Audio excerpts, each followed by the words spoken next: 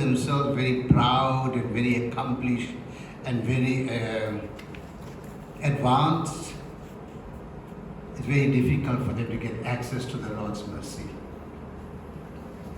So that's the refrain. Sundara Vigraha Megha Sham means the Lord's form, His deity form is so beautiful and is the color of a darkish cloud. Ganga Tulasi Shalagram.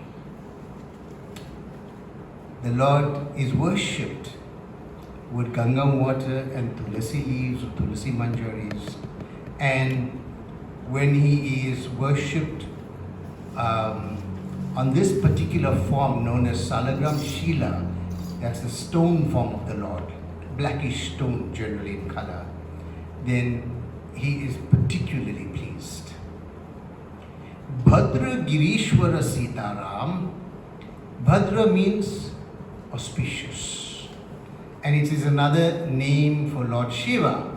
The word Shiva means auspicious. So, auspicious Girishwara. Who is that personality who lives in the mountains? Lord Shiva in Kailash. Girishwara. So, Ishwara means the Lord. So, the Lord of the mountains is Sitaram. His most worshipable deity is Sitaram. Bhagata Janapriya Sitaram. Bhagata Janapriya. The life and soul of the devotees of the Lord is the divine couple known as Sitaram. Janaki Ramana Sitaram. Janaki refers to the daughter of Maharaj Janak, one of the 12 Mahajans. Ramana, that person was very dear to the daughter of Maharaj Janak. Sitaram. Jaya Jaya Raghava Sitaram. So here Jaya Jaya is referring to all glories, or all victory to the entire Raghava clan, in which Lord Ram is the crest jewel, Sitaram. Raghupati Raghava Raja Ram Patita Pavana Sitaram. Raghupati Raghava Raja Ram Patita Pavana Sitaram. Raghupati Raghava Raja Padita Pavana Sitaram. Raghupati Raghava Raja Ram Padita Pavana Sitaram. Sundara Vigraha Megha Sham Ganga Tulasi Shalagram.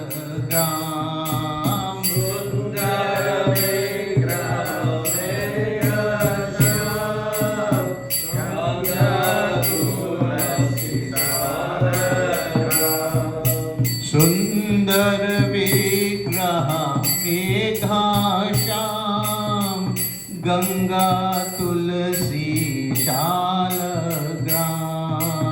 Sundar Vigraha Megha Sham Ganga Tulasi Shalagram. Raghupati Raghava Raja Ram Patita Pavana Sitaram. Raghupati Raghava Raja Ram Patita Pavana Sitaram. Bhadra Girishwara Sitaram. Bhagat Jana Priya Sitaram.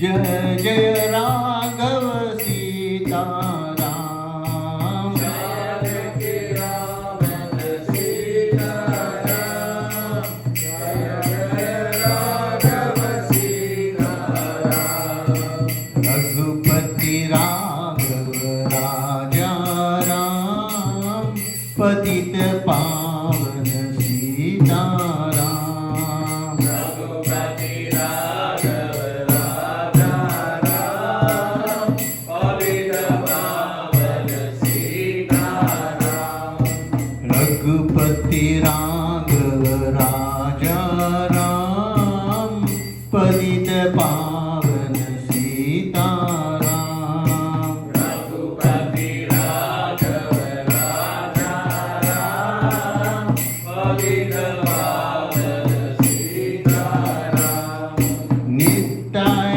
Gaur Hari Nitai Gaur Nitai Gaur Hari Nitai Gaur Nitai Gaur Hari Nitai Gaur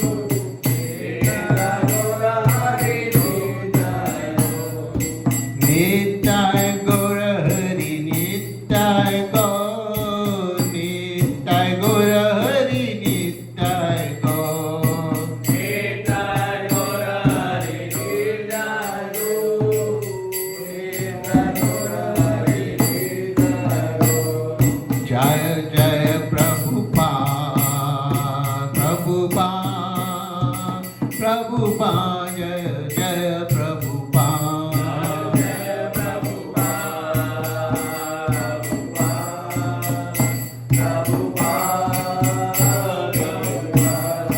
Jai Jai Gurudev Gurudev Gurudev Gurudev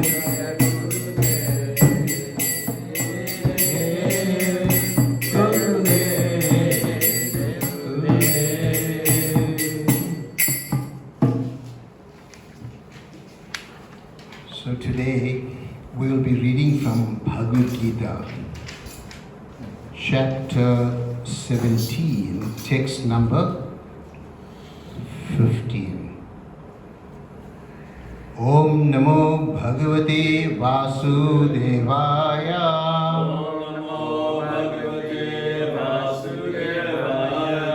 Om Namo Bhagavate Vasudevaya Om Namo Bhagavate Vasudevaya. Om Namo Bhagavate Vasudevaya.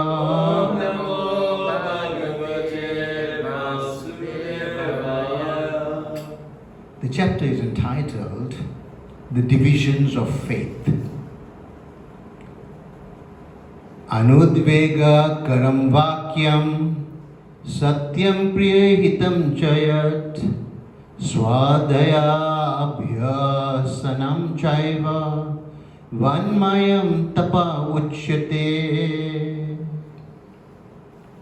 The translation by His Divine Grace A.C. Bhaktivedanta Swami Srila Prabhupada. Austerity of speech consists in speaking words that are truthful, pleasing, beneficial, and not agitating to others, and also in regularly reciting Vedic literature. Please repeat after me. Austerity of speech Austerity of speech consists in speaking words consists in speaking words that are truthful, that are truthful, pleasing, pleasing, beneficial, beneficial, and not agitating to others, not agitating to others, and also and also in regularly reciting Vedic literature. in regularly reciting Vedic literature. The purport by His Divine Grace reads, one should not speak in such a way as to agitate the minds of others. Of course, when a teacher speaks, he can speak the truth for the instruction of his students. But such a teacher should not speak to those who are not his students if he will agitate their minds. This is penance as far as talking is concerned. Besides that, one should not talk nonsense. The process of speaking in spiritual circles is to say something upheld by the scriptures. One should at once quote from scriptural authority to back up what one is saying. At the same time, such talk should be very pleasurable to the ear. By such discussions, one may derive the highest benefit and elevate human society. There is a limitless stock of Vedic literature, and one should study this. This is called penance of speech. Om Jnanatimirandhasya Jananjana Salakaya Chakshurunmilitam Yena Tasmai Shri Guruve Namaha Vancha Kalpatarubhyascha Kripa Sindhubevacha Patitanam Pavinabhyo Vaishnavebhyo Namo Namaha Jai Shri Krishna Chaitanya Prabhu Nityananda Shri Advaita Gadadhara Shivasari Gaura Bhakta Vrinda Hare Krishna, Krishna Krishna, Hare Hare, Hare Rama, Rama Rama, Hare Hare. So we see in this shloka from Bhagavad Gita that fine speech is characterized by 5 distinct features. The first is that it has to be truthful. The second, it must be pleasing. The third, it has to be beneficial. The fourth, it should not agitate the minds of others. And finally, it has to be in line with the revealed scriptures. So this is the sum total of fine speech. Today's topic is very unusually described as found Sita eye. It's called found Sita eye. This is not some random words.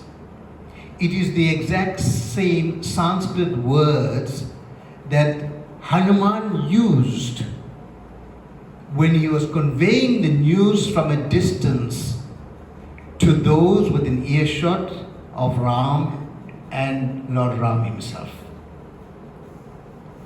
He was thinking at that time that if I said Sita is found,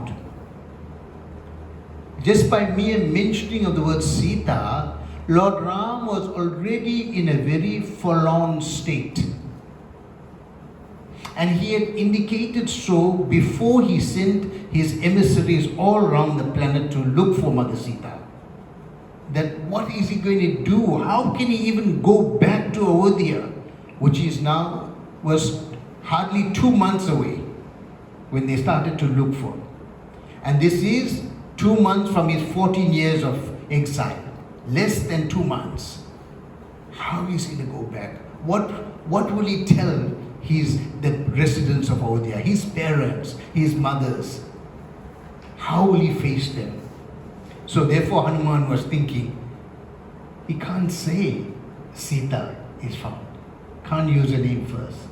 And then he thought, and he says the best way is just by saying found is the key word that everyone was looking to hear. So although this does not make grammatical sense in one way, but it makes perfect sense in conveying the essence of the shloka we're discussing today, is that it is the truth, it is beneficial, it is pleasing, it will not agitate the minds of others, and it is directly in line with his service to Lord Ramachandra, and therefore it's in line with spiritual authority. And then he says, found who? Found Sita. And as he says, found, all the Vanaras all over we started to resonate. Found, found, found, found, found, found. And you can imagine how this was going round and round the planet. It's like sense around sound. How beautiful. The one word that everyone was eager to hear, Hanuman conveyed it. And then as it came, as he uttered, found Sita and I at the end. Because he didn't want to take honor to say, oh, I found Sita. This is the position of a dhoot, of a servant of the Lord. The position of the servant is all glories to go to the master. Found Sita I. How beautiful is that? And how perfect it is in keeping with the shloka from Bhagavad Gita to convey the essence of its meaning.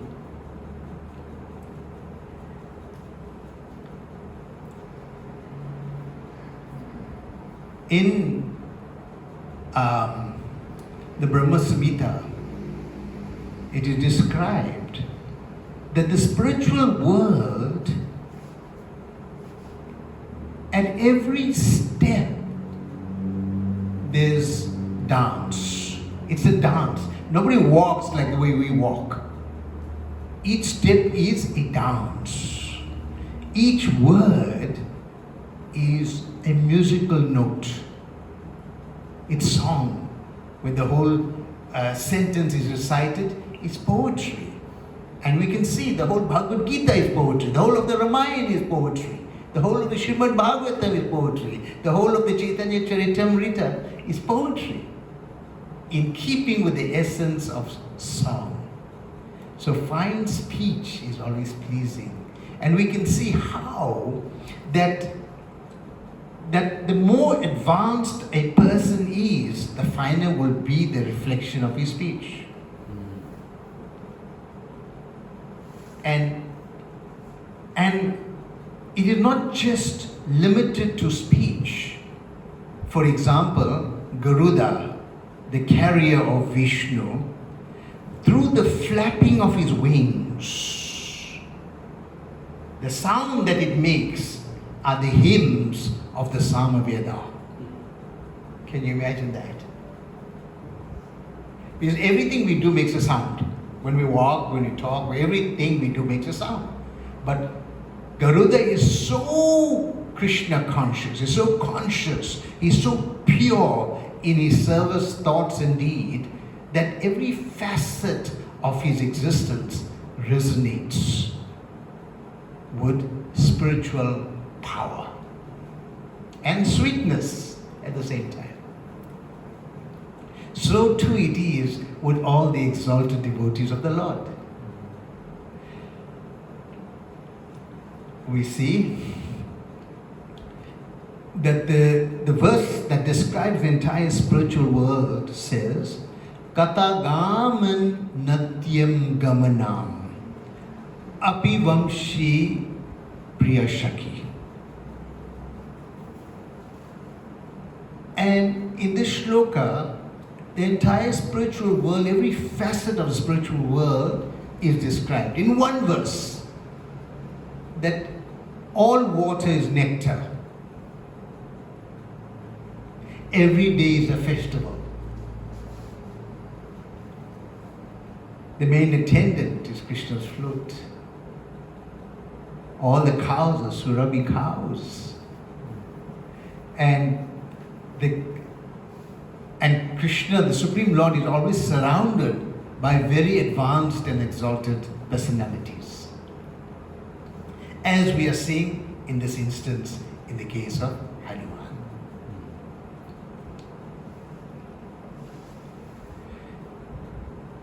Sometimes people say that, oh Prabhu, oh so and so, did this really occur? This sounds like some nice comic book stories. It's somebody's fertile imagination.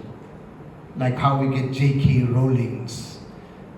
She wrote Harry Potter series and everybody is so captivated by it. Right? So they think, oh yeah, this is some make-believe stuff. And therefore, they don't really get into the sum and substance of the scripture. But our job is to convince them according to their level of understanding. Like for example, there are so many archaeological evidence for the existence of the Rhine. There's so many, right? And you can, if you don't know them, you can research them. And similarly, there are so many astronomical evidences.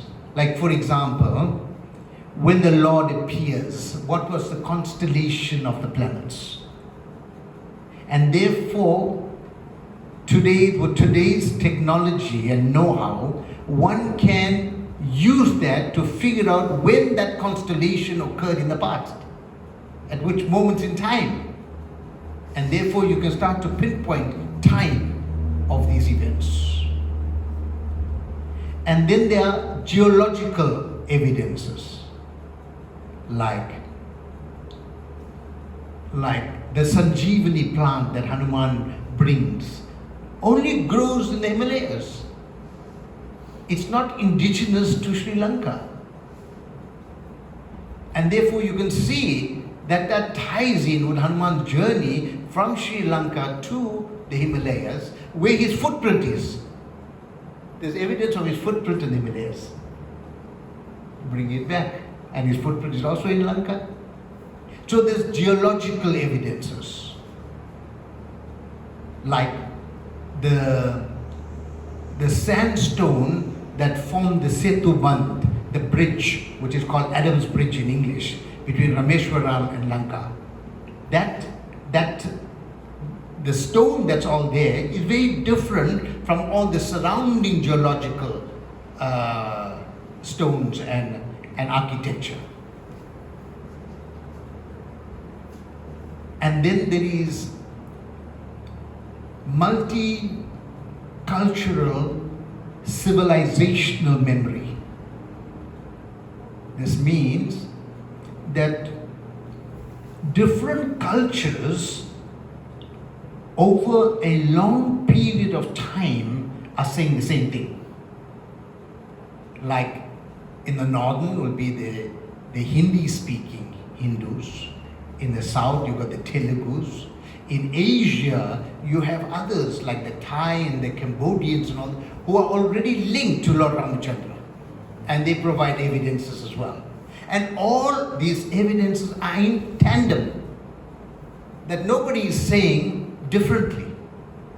And when we trace the route that's depicted in the Ramayana of how Lord Ram traveled from Avodhya in banishment towards Lanka and back, you can see it corresponds with the present day knowledge of those places. Like Chitrakoot and Kishkinda and all these places. It's well known. And the chronology ties in with the geography. That means it's going in that particular sequence as well. So in this way, we can influence and convince those who are skeptical.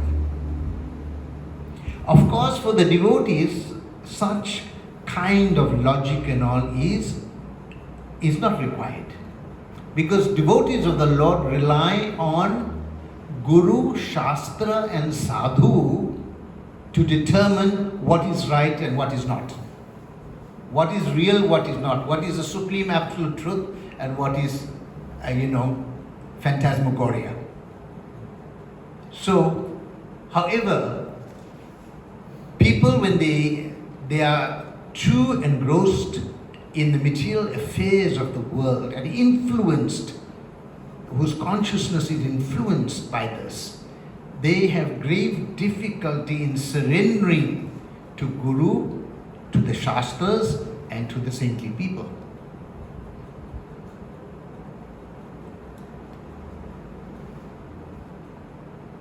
There's a very beautiful story about the bridge.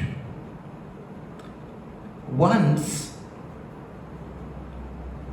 in the midst, remember there are thousands and thousands of Vanaras and other animals assisting Lord Ram to build this bridge. The bridge is 800 miles long and 80 miles wide. That was the size of the bridge. So it's a massive bridge, massive undertaking, and time was of the essence. So, everyone had to put their shoulder to the wheel to make it happen. So people were going all over the planet to find huge mountains, rocks, boulders, and other things with which to construct the bridge, including trees and wood and logs and so on.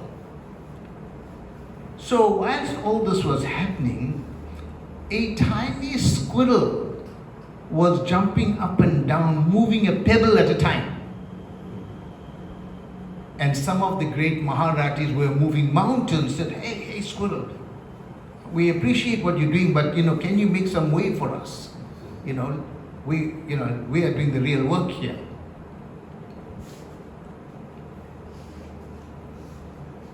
And then Lord Ramachandra reminds everyone that actually, according to your own capacity, what you do is what is appreciated the most. So if you have tremendous capacity, but if you do only a tiny bit, it's not the same as somebody who has limited capacity but giving it their all. So Lord Ramachandra was drawing the point that the squirrel is working very hard. He is putting every effort into this endeavor, this construction of the bridge. And therefore we should appreciate it, fully appreciate it. And then Lord Ramachandra has an Istagosti. That means a meeting of everyone. And he calls Hanuman first. And he asks Hanuman, why are we building this bridge? And Hanuman says, it is to take the army across so that we can kill the demon Ravana and rescue Sita. Ram tells Hanuman, actually that is not necessary for us to build a bridge to do that. He said, with one arrow of mine I can dry up the entire ocean. And he was on the verge of doing it before they built the bridge. He was about to do it. And everyone could have walked across. So he said, so what is the purpose of building this bridge? And then Hanuman says, it is to kill that demon. Vinashchaya cha dushkritam. Because one of the stated purposes of the Lord's appearance is to kill archdemons. And Lord Ramachandra says, I don't have to build a bridge to do that. I am seated in everyone's heart. And in their heart I can just... And that person has a heart attack or stops the heart beating. Ganga Mai ki jai. So then Hanuman is now scratching his head. He says, my Lord, why are we building this bridge? And then Lord Ramachandra answers, we are building this bridge to give everyone engagement. We are building this bridge to create service. Because through loving devotional service, which is the translation of the word Bhakti, through that they connect more deeply with me. So therefore the essential ingredient in all our lives has to be service. And this service is defined as devotional service, Bhakti, Seva. And of all types of service, the most beneficial, profound, and recommended is the chanting of the Lord's holy names. Hare Krishna, Krishna Krishna, Hare Hare, Hare Rama, Rama Rama, Hare Hare. So we can see how the Lord is creating unlimited opportunities for us to be engaged in loving service to Him.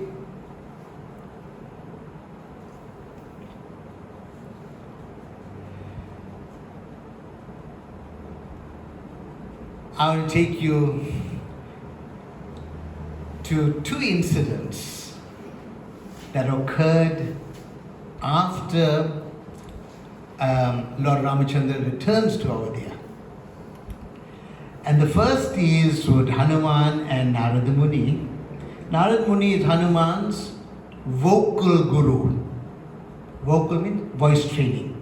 He trained Hanuman how to sing. And he trained Hanuman how to play musical instruments. So one day, Narada Muni arrived where Hanuman was singing.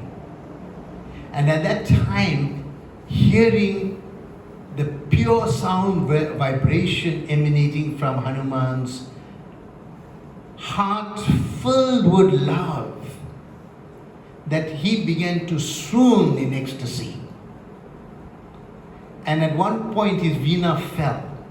And not only was Narada Muni in ecstasy, but all the rocks started to melt. It is described that those things which were stagnant or stationary were moving, and those which were moving became stunned in ecstasy. So rocks began to melt, rivers stopped flowing. Birds just stopped, open mouth in mid-chirp.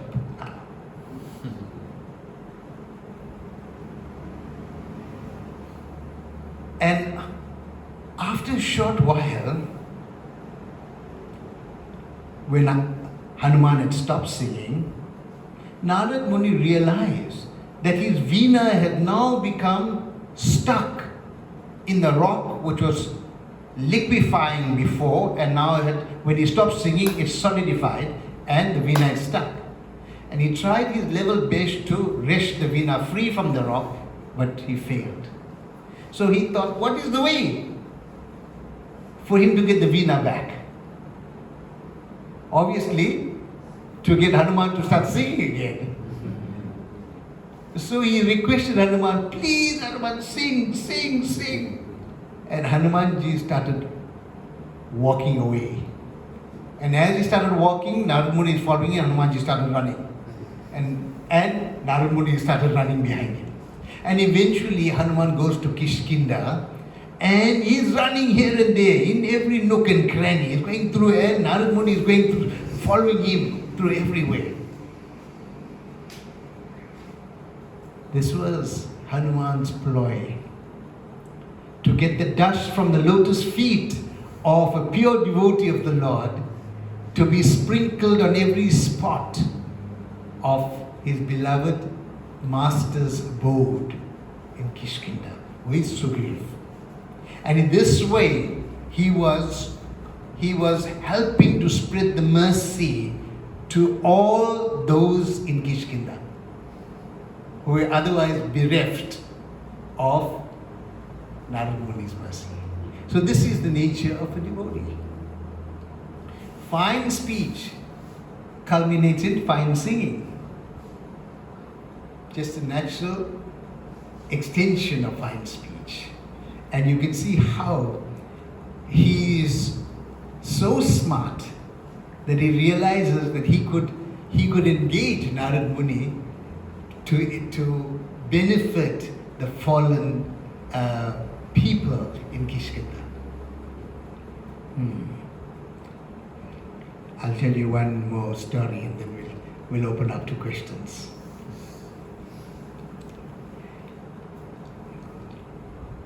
So one day, Narad Muni and Hanuman are having a discussion. And he asks the question, Hanumanji, who is the greatest devotee of Lord Ram? Nice question, huh? Who is the greatest devotee of Lord Ram? And Hanumanji tells him, why don't you go and ask Ram? You're asking me, go and ask Ram. And said, do you know that Ram keeps a diary? He said, oh. So he went to Lord Ramachandra. He says, I heard you have a diary of all your great devotees. May I please see it? Lord Ram says, yeah, it's on the table. Big diary. And he opened the first page, and the first name is Narad Muni. So Narad Muni looks at the diary, this is his first name. And he goes through the whole diary. And he doesn't find Hanumanji's name. He comes back to Hanuman and says, Hanuman, I looked in this diary. I was a bit embarrassed to see my name listed first. But what's concerning me is that I didn't find your name. So Hanumanji says, which diary did you see? He said, what? Is there more than one diary? So he says, which diary did you look at? He said, no, I saw the big diary that was kept on the table. Oh, Hanuman says, no, you should go and ask Ram for the small diary. So he goes back to Lord Ramachandra and says, my dear Lord, you have a small diary as well? He says, yes. He puts his hand near his heart, inside his kurta, inside his royal vest, pulls out the small diary, and he gives it to Narad Muni. And when Narad Muni opens it, the first name is Hanuman. So he asked the Lord, what's the difference between these two diaries? You have these two diaries, what's the difference? So Lord Ramachandra replies, he says, you see, in the big diary is the list of all those exalted devotees of mine who remember me constantly. And in this small diary are all those exalted devotees of mine that I remember constantly. So this is the essence of bhakti. That if we can gain the favor of the Lord, please Him in such a way that He remembers us. Although it is said in Bhagavad Gita that if we simply remember Him at the time of death, at that one particular moment, that's enough to take us back home, back to the spiritual world. But devotees are not simply worried or concerned about, oh, I want to make it back to the spiritual world. I want to go back. No. The mood in the heart of a devotee is that I want to please the Lord. I want to please Him. I want to do what He wants me to do to the best of my ability in such a way that is completely pleasing to Him, under the direction of His servants. So this is fine speech. We're discussing Bhagavad Gita chapter 17, text 15 today, where it's giving the 5 ingredients of fine speech. The first is, it has to be truthful,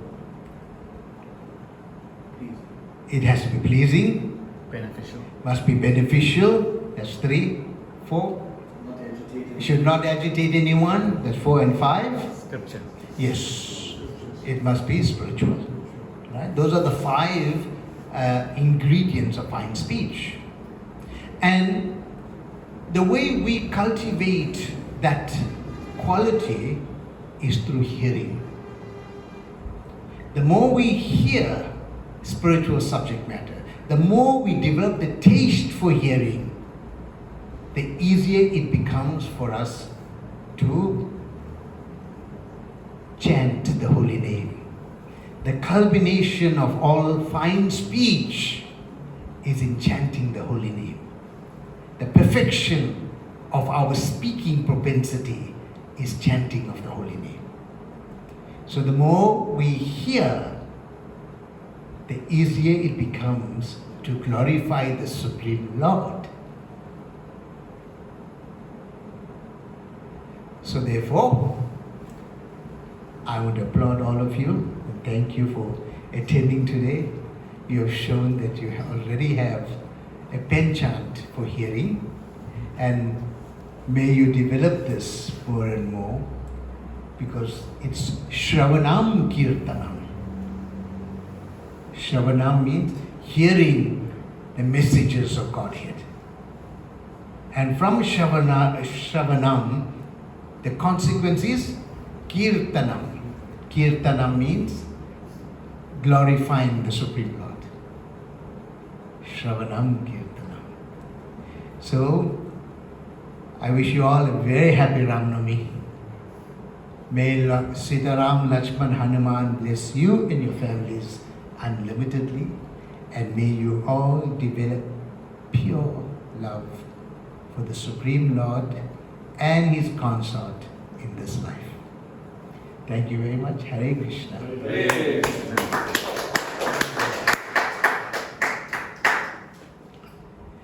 So, if there are any comments, criticisms, questions, anything on Lord Ramachandra's. So the exact place, Ravana's palace where the battle took place, where about in Sri Lanka? That's in Sri Lanka. Sri Lanka is a small island. It's on top of the mountain. The name of the mountain starts with K. I just forget it right now. But that's where his palace is. It's still there today, by the way. So that can be another So place of pilgrimage to go to. Yes, but whole of Sri Lanka was a battleground. Remember, that's where his palace is. And there were millions of people engaged in the battle from both sides. And the battle was not just on ground, but in the air as well. So the whole place is a place of pilgrimage. In fact, there is, like earlier I was mentioning, like geological evidence verifying the authenticity and historicity of the Ramayana, is that where the Vanaras walked up that mountain, there is a swathe through the forest that up to today nothing is growing there. There's forest on either side, but there is a wide swathe through the forest. And you can see it is very distinct. Well, when I say nothing is growing there, it's not that nothing is growing there. Something is growing, but it's very different from what's in the forest. That's where Ravana's palace is. Yes, going towards it. And still there are caves and there are places on the mountains, like Ashoka Vatika, where Mother Sita was kept hidden and tortured and hounded by the Rakshasas and Rakshashis. And there's a cave, and that cave is in the shape of a hooded serpent. And Mother Sita was in that cave. So that's there even today. There are so many. There's Hanumanji's footprint also in Sri Lanka, and you see, and that footprint manifests when Hanuman was jumping back to come back towards Rameshwara. And because at that point he assumes a gigantic form again, and he does he braces himself before he lunges, and the force at which he jumps up smashes the mountain, collapses part of the mountain, and from that his footprint is there. So there are so many of these things, and see how it is all tying up with the account that's in the Itihasha. Itihasha means history. Like Mahabharata and Ramayana, historical records itihasas.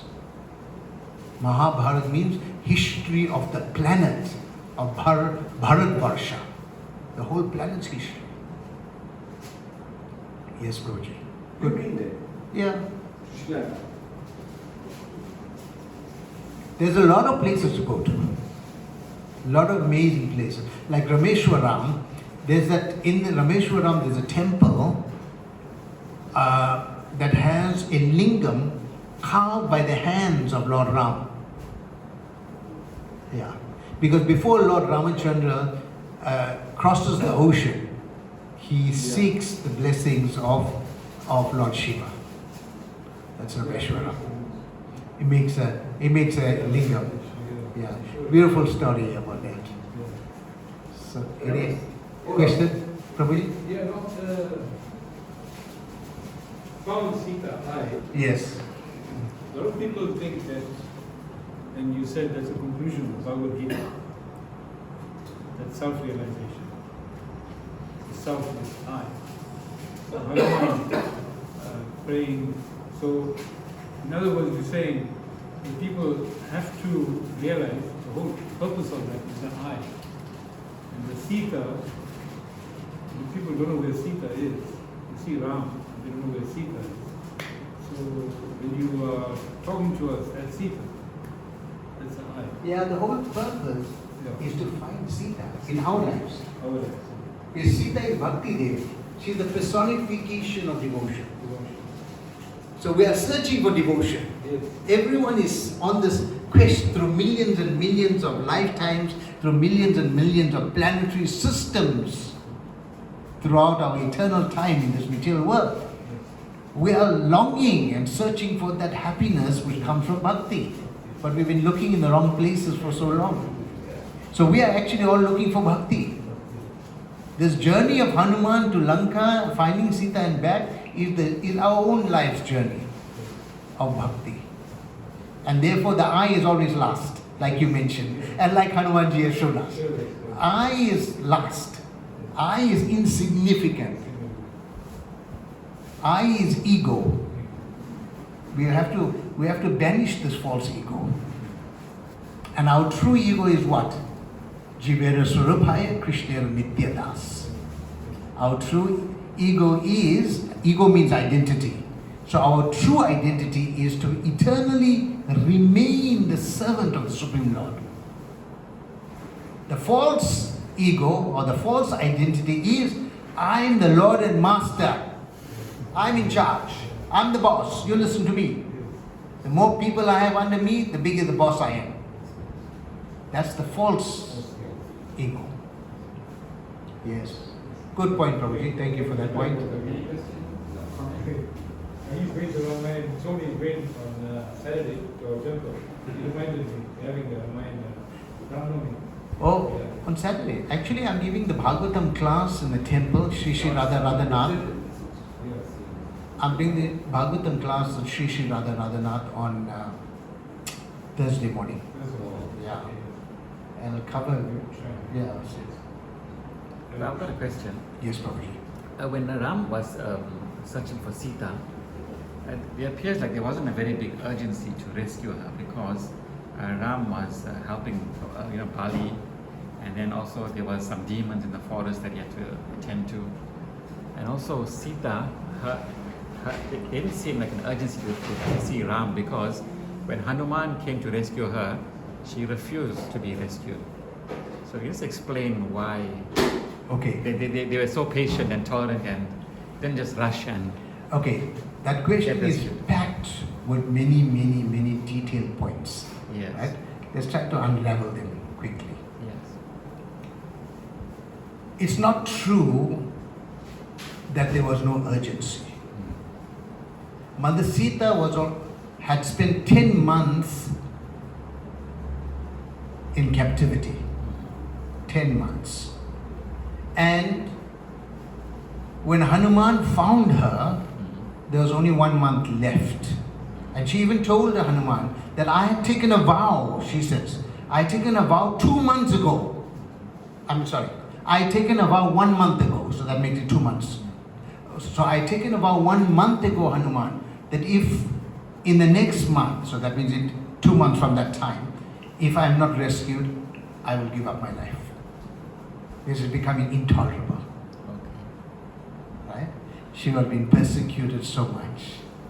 So that's the one thing. So, Hanumanji, it took him 1.5 days after leaving Mother Sita to cross over the ocean to Rameshwaram, where he met again Angad and the rest of the clan there. And then it took them another 1.5 days rushing back to go to Lord Ram in Kishkinda. And then it took them 12 days to call back all the different Vanaras who were in different parts of the planet searching for Mother Sita. Remember, search parties were sent to every corner of the planet.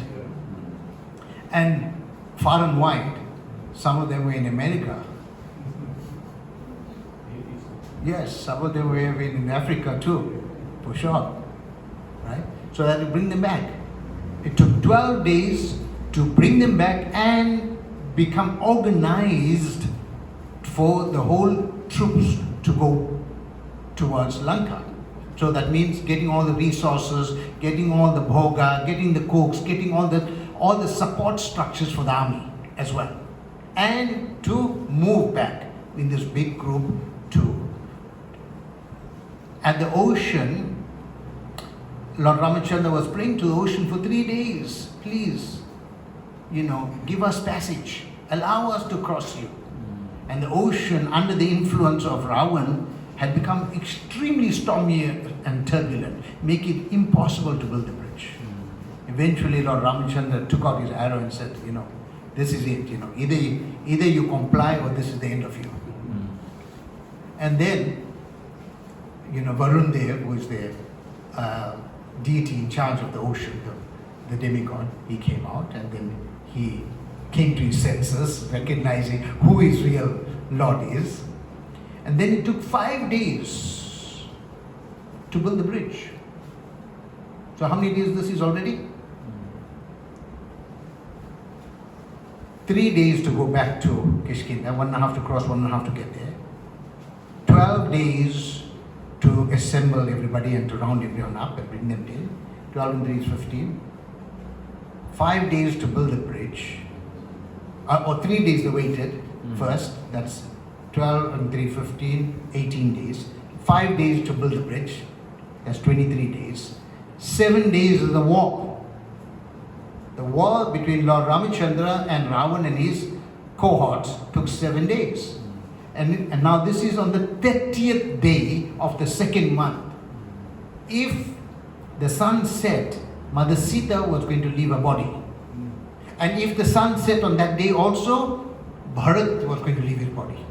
Bharat made a promise to Lord Ramachandra and them that if you don't come back, you've been given Banvas for 14 days, but you take 14 days and even 1 minute more, then I will be no more. So time was of the essence all the time. It was not like they were dilly-dallying and sitting back and so on. And hence, Lakshman became very frustrated with Sugriv when, after Lord Ramachandra killed Bali and placed Sugriv reinstated him as king, and he became so intoxicated with his position of king and enjoying with all his wife and all the women and so on, and all the trappings of royalty, that for 2 whole months passed.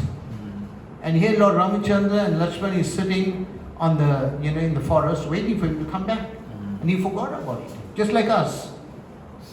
We passed so many years of our life, what do you speak of 2 months, so trapped in the material world. But the Lord is patiently waiting for us to return.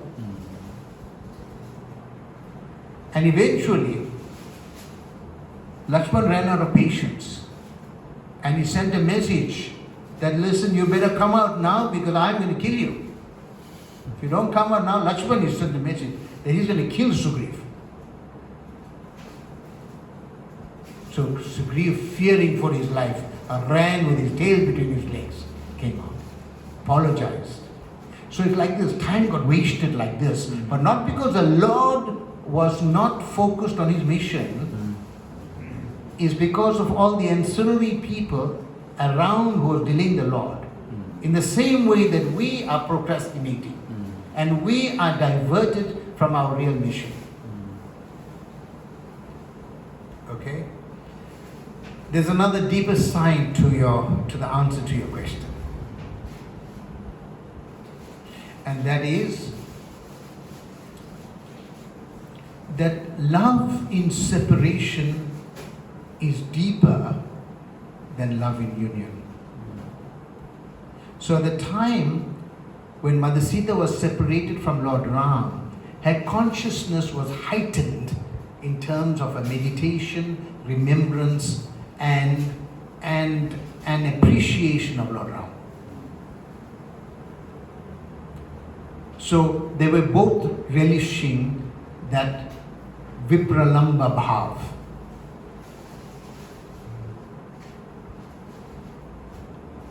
It's a deep question, but I just gave you some snippets on that answer. Thank you for that question. But what I was thinking, if I was if Hanuman can carry a whole big mountain, Yes. surely he could have carried everyone to rescue. Oh yes, that's a nice question. That's a nice. He had the power. Yes. Okay, I'm sorry I didn't answer that part. Thanks for reminding me. You see what happened? When Hanumanji met Sita for the first time, right, during that discussion, Hanumanji was first behind a leaf on a tree where he was reciting the Ramayana as he had heard it. And when he got Mother Sita's attention, then he dropped Lord Ramachandra's ring on her lap to announce that he is a genuine messenger of Lord Ram and not one of the Rakshasas taking on the guise of a devotee. Because today in the world you've got many people in the guise of devotees, but they're actually demons. Right? So to prevent Mother Sita from doing that, so then he comes and meets her and a beautiful meeting happens. And he is now this tiny person because he was hiding on the tree, avoiding detection by all the sentries that were around. And then he announces who he is, he introduces himself and says and gives information about Lord Ram and what's happening and what the preparations are. And she asks him many questions at that time, one of which was, you want to take me back? But you're so small. And then Hanumanji assumes a gigantic form after that. And Hanumanji says that in the service of my Lord, a devotee can do anything. He can take on he'll do whatever is necessary for the service. But otherwise, he'll always remain meek and humble. He's always humble. But for the service of the Lord, the devotee can be like a lion. But in his personal space, it's always meek and humble. Then Mother Sita asked him, tell me, what's your original form? Then he became his Vanara form. He took that. And then he tells Mother Sita, please. And he prostrates to her and says, climb on my shoulder, let me take you back now. So don't worry. Then she asks him another question. She says,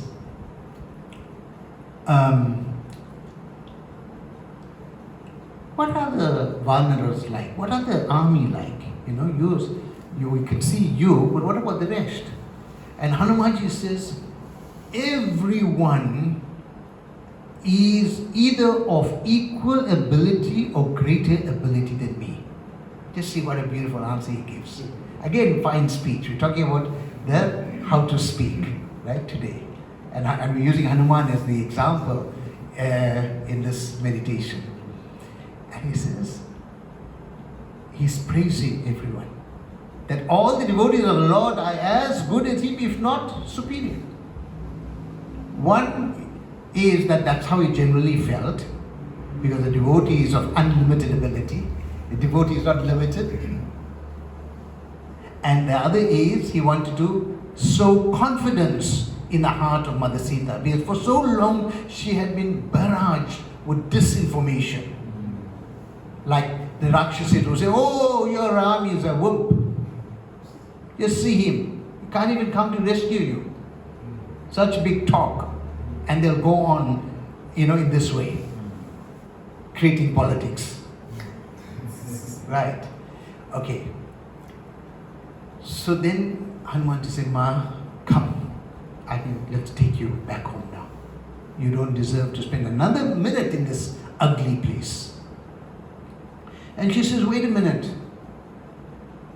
I have a fear for heights. Hanuman said, Ma, Ravan brought you in his chariot, you're flying high and you came. Now you have a fear for, I don't understand. She says, no, when you're going to be with me on your shoulder and you're going to be flying in the sky, all these Rakshasas, thousands upon thousands, are going to attack you. And you'll be so busy fending them off that I will fall off your shoulder. So I'm going to fall from a great height, and more than likely I will fall into the ocean. Now, another example of Hanumanji's fine speech. He says, Maya, you have come from the earth. What is there for you to fear of Mother Earth? You hail from her bosom, and the ocean is part of her. So going to her is not a bad thing. And then she says, oh, and she thinks, and she says, but you are a Purush, you're a male. How will people see it that a married woman like me is going with a male? That's not proper. And that too, you're a brahmachari. And Hanumanji says, actually, Ma, these varnashram considerations do not apply. Because you are my mother. I am your putra, I am your son. So between mother and son, a mother can touch a son, mother can hug a son, a mother can feed a son. So if I'm carrying you on my shoulder, I'm doing seva. There's no impropriety in that regard. And you can see how Hanuman defeats every one of our arguments. Then she says the actual reason, Hanuman, is that I want to give the glory and honor to my Ram for rescuing me. He deserves it. Because when great poets and authors will record the history in the future, what will they say? They'll say, oh, this Rakshasas captured Sita Devi and one monkey rescued her. What did Ram do? Nothing. So she says, I want to give the honor to my Sri Ram. So therefore, even though Hanumanji asked, she didn't exceed. Hare Krishna. Thank you very much. That's how we must be. So, Yes. That's the mood of the servant. See. Okay. Grantaraj Bhagavad Gita ki. His Divine Grace A.C. Bhakti Vedanta Swami Srila Prabhupada.